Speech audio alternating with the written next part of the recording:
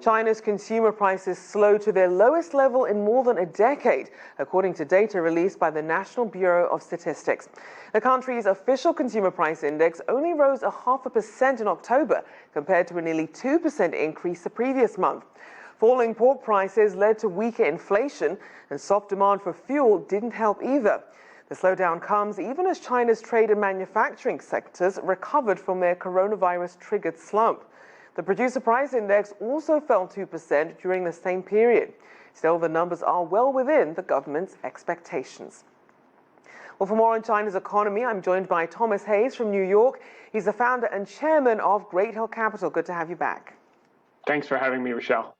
So let's start with some of the breakdown of this data here. We saw China's inflation rate fall sharply on lower pork prices, and we also saw subdued consumer demand. What should we read into this?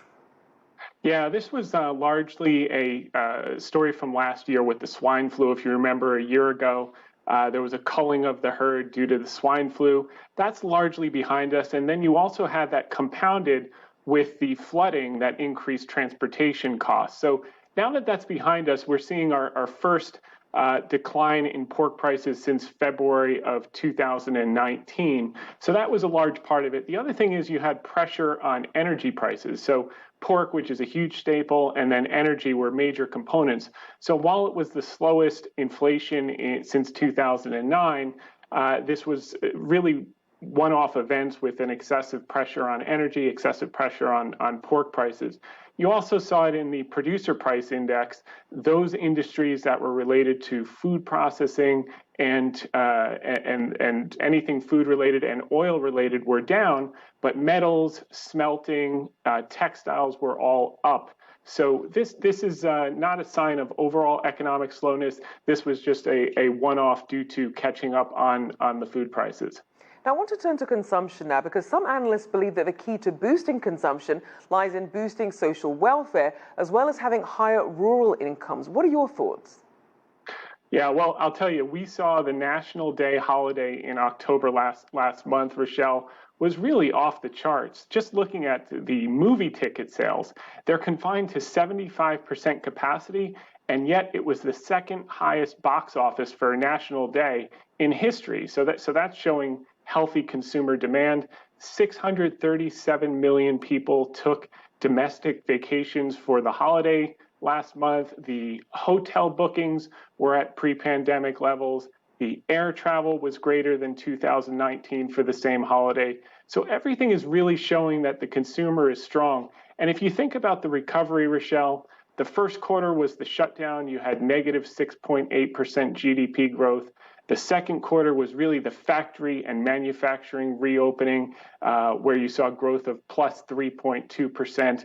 And this third quarter has really been the resurgence of the consumer with a 4.9% GDP growth, positive GDP growth. So everything is now firing on all cylinders. China is expected to grow 7 or 8% plus GDP in 2021. And they're really about 3 months ahead of the developed world based on the trajectory of the virus and their recovery. Now, I want to talk about the dual circulation development model that China is using now. What's needed to really best support that, especially during this post-pandemic recovery? Well, you saw this is to be both international trade and internal demand. They want to boost internal demand. You saw President Xi Jinping talking about it. One of the components is they wanted to produce 40% of all semiconductors for domestic use internally this year. It looks like they'll be on track to do that, and more than 70% by 2025. And if you look at the long-term growth plan that was laid out, they want to double GDP growth and GDP, and that would require growing at about 4.8% compounded for the next 15 years by 2035.